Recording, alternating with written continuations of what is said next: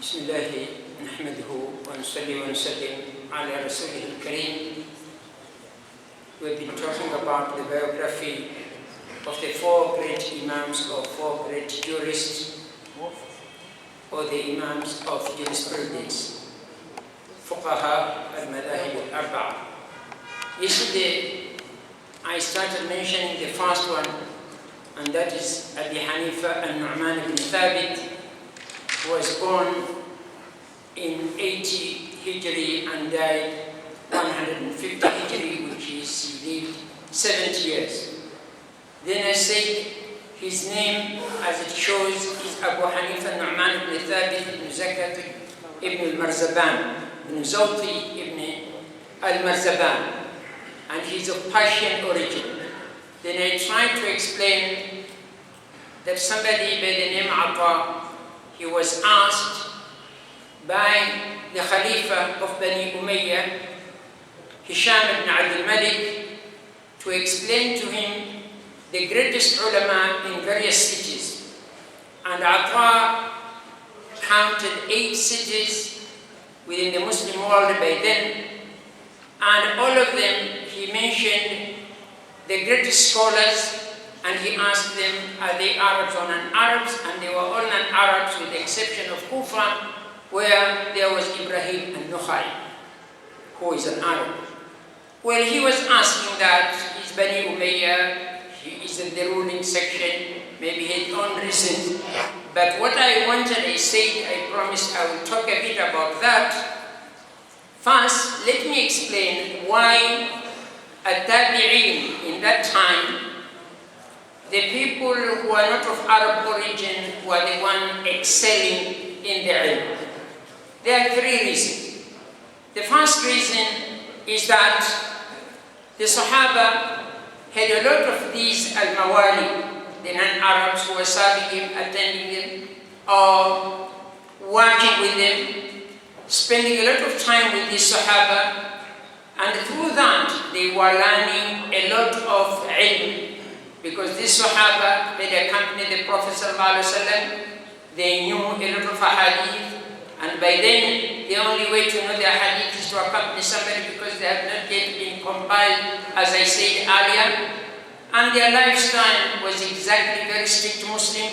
So by the time these Sahaba died, these Mawali, the people who were attending them and working with them and being with them all the time in various cities, were the ones with more knowledge than others.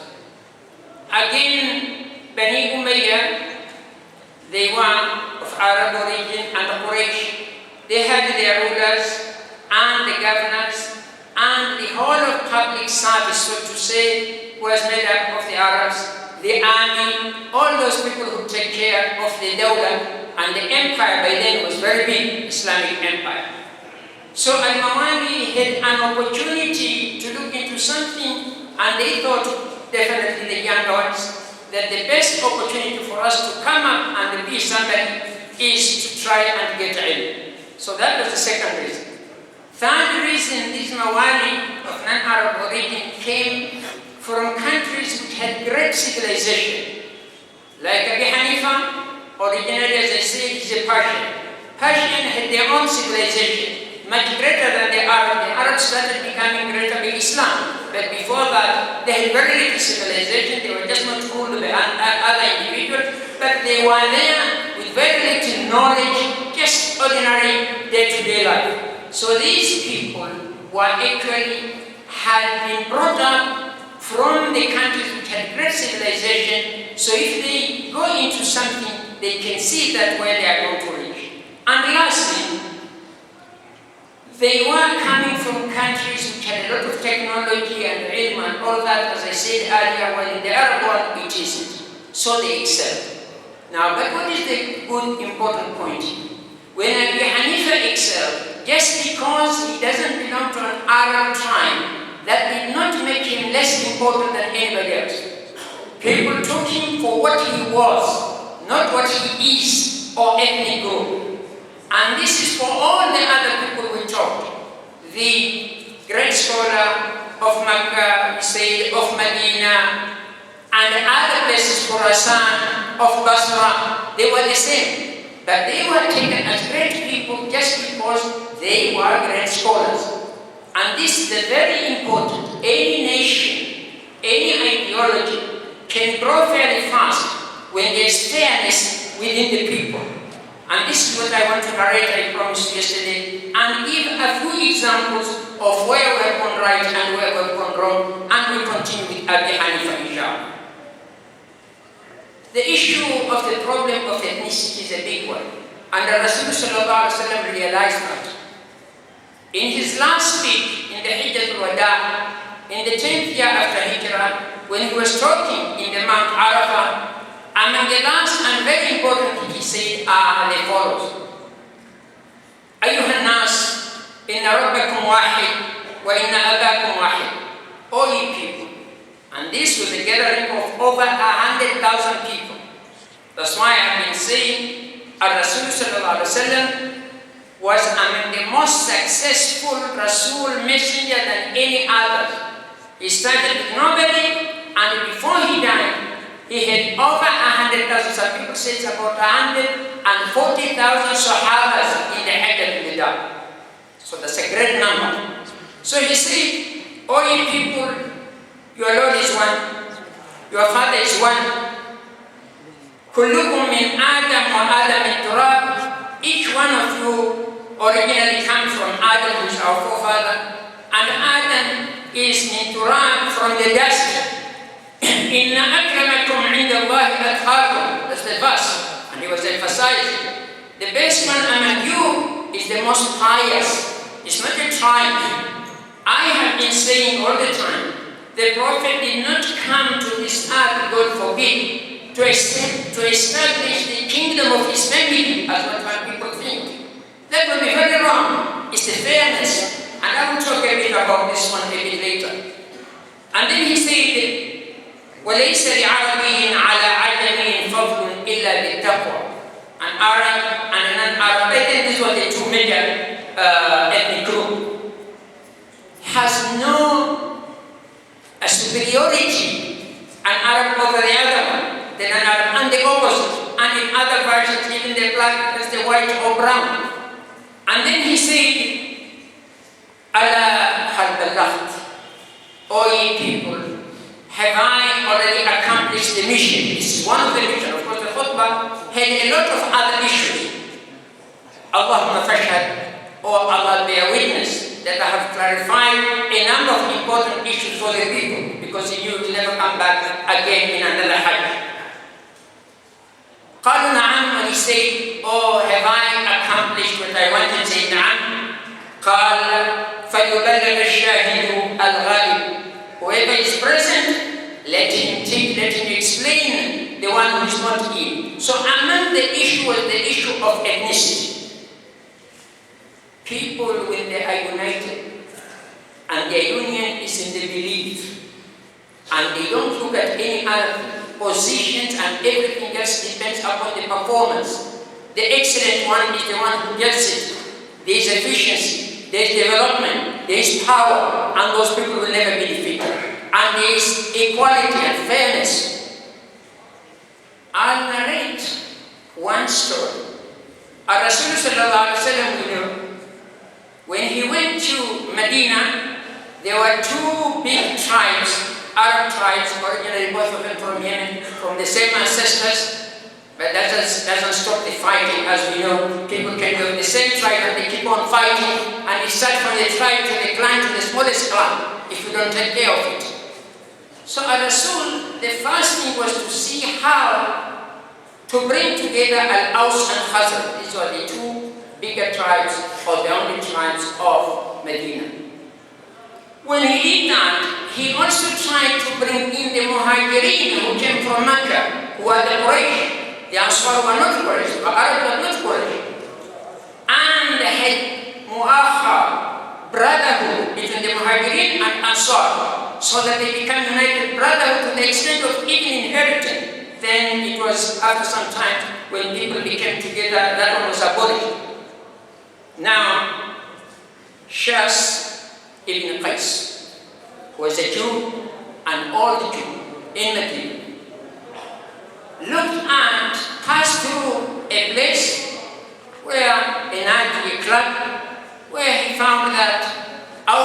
Khazraj are talking harmoniously, very friendly. He really got annoyed. And he went back and said, there is no way we are going to prosper if this tribe, the Aus and Khazraj, are coming together like this. And that is true. So what did he do? He got a young man, a Jewish also, young man, taught him some share. Of course, the Jews by then were living in Medina for years, knew Arabic very well, they knew the poetry very well, and all the culture, their culture. And then he told him, go and sit where there are Aus and Khazraj in that place, and try to recite or sing these poetry, each one trying to show his greatness, Aus against the Khazraj and the opposite. And the young man did what he was told to do. And he was talking about Harb Bu'ath. There was a battle called the Battle of Bu'ath, which happened 3 years before Hijrah, where Aus and Khazraj fought so badly and killed one another so much, but ultimately Aus became victorious. If you remember the history, the first good omen for the Rasul was when in the Aqaba, when Hujjaj came 3 years before the migration, when he had been persecuted by his people, when he had gone to Taif and he didn't get anybody supporting him, 3 years before the migration, he met in the Aqaba in the time of Hajj 6 people from Medina. You remember? Those 6 people, all of them were Khazraj. Why did they come? They didn't come for Hajj specifically. They were looking for alliances, maybe with Quraysh or another group, so that again when they fight the Aus, they will be stronger. Then they met the Prophet, of course, and they ran, but for a good reason. Because Allah had prepared this situation for the Prophet. And they listened to the Prophet and they say, this is the messenger the Jews have been talking about, because the Jews were in Medina. Let us follow him quickly before the Jews or before the Aus hear about him. You see the point? And in that battle, all the leaders, almost all of them were killed. Sorry to talk about that, I'm also old. But you see, sometimes all the people are very conservative. Allah was preparing the ground for the Prophet, and the old leaders who are conservative, who will think twice, were replaced by the younger one who can easily be influenced, because a lot of changes are brought up by the younger ones. That is the truth. Anyway, then when they accepted, of course, Islam does not want against Khazraj. The Prophet told them, okay, try to bring everybody. And what did they tell the Prophet? We have left our people shattered. We're fighting, we're tired about this fighting. If your mission will be accepted, and we get also Aus in this room, you are going to be the most important person. And that is what happened. Allah had prepared it. Now let's go back to Shas ibn Qais.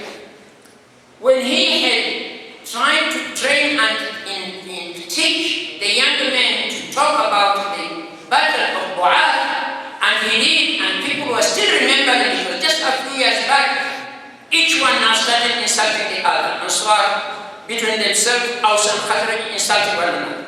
And they said, fine, tomorrow we're going to meet. Each group has to take his weapons and we fight. Now let me give you a history, and this is what is happening even now. The Jews, like any opportunity, not necessarily Jews, not the superpowers, they do that all the time. One, exploiting the situation of Medina. There were 3 major tribes in Medina, as you know. Banu Qaynuqa, Banu Nadir, Banu Qurayza. At that time, all of them were there. Of course, after some time they were expelled. All of them at various times, because they were breaking the regulations, which their agreement which they had, and they were trying to think the Prophet as they were doing all the time and put fitna all the time. Now, for them, one tribe will support Aus, another tribe will support Khazraj. And then if they fight, they are the ones who sell the weapons, just like what is happening now. In all the Middle Eastern countries and Muslim countries, all the time, this one is fighting the other who is benefiting, the non-Muslim.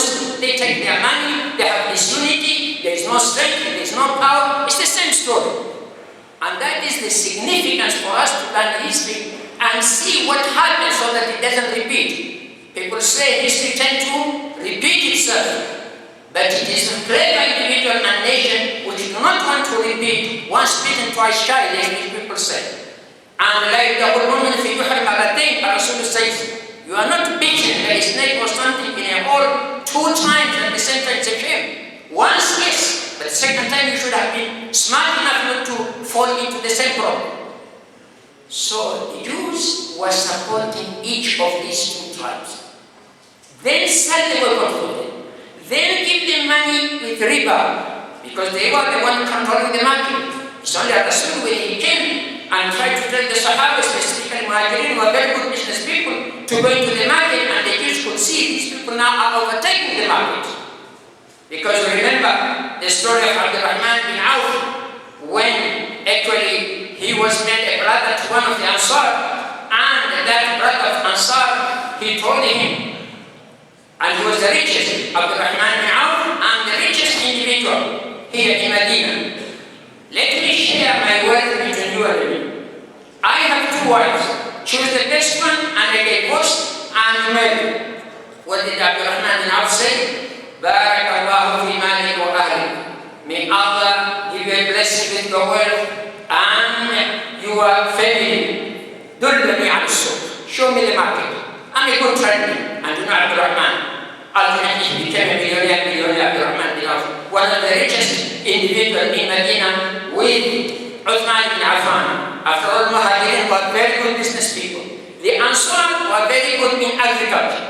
But Muhajirin, because they are coming from Mecca, and Mecca is a barren land, there was no cultivation. So, by going to the market, he was able to get all what he wanted. And you know the story about him. One day Rasul saw him and told him, Abdurrahman had got married, said yes, and when he gave him, I gave him a piece of gold to the wife as mahar. So what I'm trying to say, the Jews there could see that their influence is fading and will fade away. Let us bring problems. And as I said earlier, this is what is happening time and again.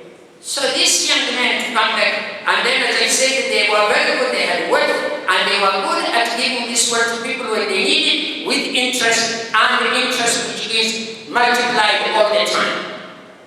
So when they said that, then the Ansar, the Aus and Khazraj, prepared for the second day to start fighting. And Rasul heard about it, and he rushed and went to them and he said, بدعوى الجاهلية وأنا بين أظهركم. You are starting back to go to Jahiliyyah, ignorance, and I am with you. Allah has saved you from all this. Allah had made you love one another. Why are you going back to the Jahiliyyah? And then after a lot of talk with the Prophet ﷺ, the people reconciled and it was okay. What is my goal of this talk? That people, once they are united, they become strong. Once they are divided, the British used to say divide and rule. You divide the people and you rule them. If they are united, it is very difficult to rule the people who are united. The Muslim today is over 1 billion, not 1 point what, 0.3, 0.5. But look at how we are, how weak we are. Each one is quarreling with the other. My madhab is this, my hizb is this, and so many other things. And besides that, we are being fought by other non-Muslims, whether they are missionaries, whether they are the Freemason, and all other groups. So this is what happened.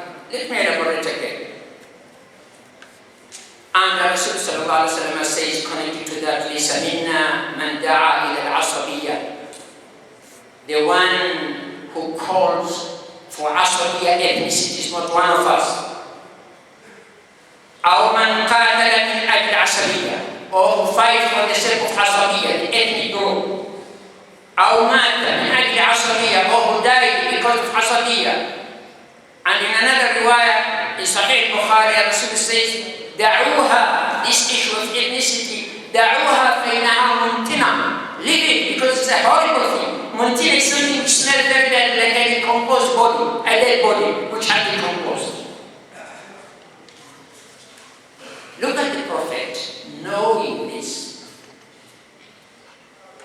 When Islam started with him, there was Salman al-Farsi. We all know him. He was among the first was of Persian origin.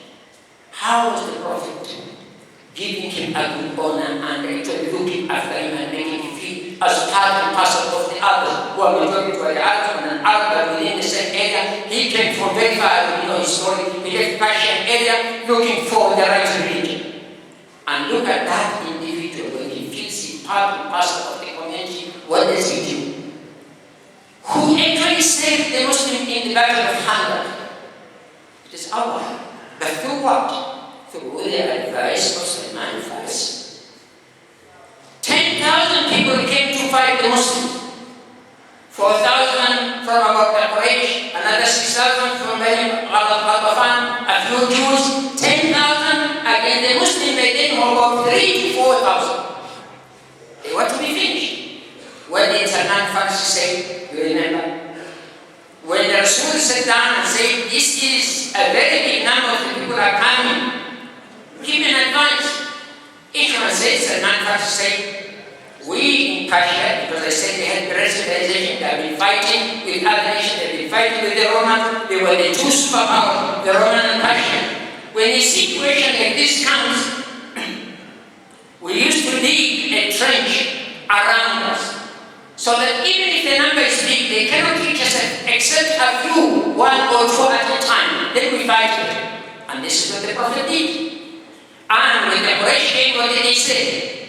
إِنَّ هَذِهِ مَكِيدَةٌ لَا يَعْرِفُهَا الْعَرَبُ. Yusuf said, this is a trick the Arabs don't know about it. Now, how did it come? We are not familiar with it. Power comes when we are different. Each one has got his own idea. Each one has got his own experience. When you feel part and parcel of that community by the inversion, it becomes very strong. Look at Bilal ibn Rabah, who was a black, who was from Ethiopia. He suffered quite a lot, as we all know, through Abu Jahl, through Omega, that was his master. And look at Rasulullah when he decided looking for Mu'adhin, he chose Bilal. Yes, a lot of people say that he had a very good voice. Was he the only one really having that good voice? He must have a good voice, yes. Because the Rasul looked at each individual with the gift he has. But of course, to make him feel part and parcel of the community, and knowing how much belief and how much strong Imam he had and how much he suffered to elevate him. You remember during the battle of Fath Makkah in the 8th year of the Hijrah, when Bilal was told to go up the Kaaba and make adhan, what other people were saying, the Quraysh will not become Muslim. Say, what a shame. This individual, this slave, to climb the Kaaba, but Rasul wanted to give him that position. And Bilal, by the way, is one of the people who was given glad tidings that he will enter paradise. In a hadith, we said in the Isra, Rasul asked Bilal, what ibadah did you do that when I went to the Jannah, I found that I heard your footsteps and was in front of me. And he explained, not much, Ya Rasulullah. Whenever my wudu nullifies, I make wudu. Whenever I make wudu, I pray 2 rak'ah and things like that. But what I'm trying to say is to bring people together with no discrimination and fairness. What did Rasul do on Abdullah bin Salam al-Harith? When the Prophet went into Medina, the Jews listened to him, and the father of Sophia, who then married to the Prophet ﷺ in the battle of Khaybar in the 7th year of the Hijrah, and his brother Yasser. This is the story which was narrated by Sophia. They asked between themselves, they were talking. Huyay, the father of Sophia, and his uncle. Sophia says, all the time when they see me, they all rush to me. That day they were so much down. It was the day when the Prophet came to Medina. They went to Kuba to see him. They just wanted to know whether it's the message of Allah or not. These are the people who heard the qualities of the Prophet and his characters and his adjectives and all that in the Torah. So one was telling the other, Yasser, asking him, Ahuwa huwa? is he the messenger of Allah? He said, yes, wallahi, he is the one. What was the second question? Are we going to follow him? He said, no, we are not going to follow him. Adawa, to the enemy until the end. Now, Abdullah ibn Salam was Hebrew for the Yahud. He was the most learned individual among the Yahud. When he saw the Prophet, he said, I could see this is the face of somebody who is not a liar. He asked me some questions. I don't want to go into the details. The time is running out. And he answered, and he said, Ya Rasulullah, Ashhadu an la ilaha illallah wa anna Muhammad Rasulullah. Then he told him, Ya Rasulullah, I know my people, Jews. They are very difficult people. Hide me somewhere, and before I pronounce or you pronounce that I become a Muslim, ask them what do they think of me. He called them and said, what do you think of Abdullah ibn Salam? Said, oh, Hebrew, Alimuna, he's the most learned individual, Sayyiduna, he's our master, he is this, he is this. Then he said, what about if you accept Islam? Said harsh that it can never happen. So Abdullah ibn Salam came out and said, Ashhadu an la ilaha illallah. They said, you are the worst one, you are the most ignorant among our people, and all that. Now, Rasul kept Abdullah ibn Salam, knowing he has left everything else. He has accepted Islam as a very close individual and friend to him. And he was very close to Abu Bakr, very close to Umar, and he was one of the Mubashirin bil Jannah. He was given glad tidings that he will enter paradise. So, my dear, the theme, the intention here is, differences have to be nurtured so that they become part and parcel of the majority of other ethnic group. Let me continue a bit for 2 minutes or so. Who is Salahuddin Ayyubi? He is an Iraqi from Tikrit. He was a Kurd. Isn't he the one who they conquered the Palestine in the Dawla al-Ayyubi, and he's not of an Arab origin? What faith and what a great deed he did. Because that time, there was no issue of ethnicity. You were Muslim and the language was Arabic for everybody else, and you have your code, you are on that time, but you feel part and parcel and you do the best. Who is Abdul Hamid al-Thani? Abdul Hamid II is the last Khalifa of the Ottoman Empire. He was approached by Hetros, who was actually the president of the Munazzamat Suhaniya, the Zionist organization, and wanted to be bribed to be given so much money so that he makes Palestine to be for the Jews. What was his response? He said, I can never give you an inch of the land of the Muslim. This is land which my people fought for it. It belongs to my people. I can never give it to you. And that is the time after that they tried to do all other issues until Kamal Atatürk came to actually finish up the issue of Khilafah and all that. That one inshallah we'll talk tomorrow. Kamal Atatürk, Mustafa Kamal Atatürk, and his name was Mustafa, he was not chosen. Neither was he Kamal. Is somebody who came from Turkish origin and came actually to dismantle not only the Khilafah but to remove that issue of Islam from the Turkish people, trying actually to deviate everything including the alphabet, never to use the Arabic one so that there is no connection between the Muslim, and then they were the power actually took Khilafah for quite a number of years and they need a lot of reference. But here's an individual by nationalism, Turkish nationalism, came up to do the evil he did, and I will talk about the others who did the same tomorrow inshallah, before we go to the story of Abi Hanifa. Wa akhiru da'wana.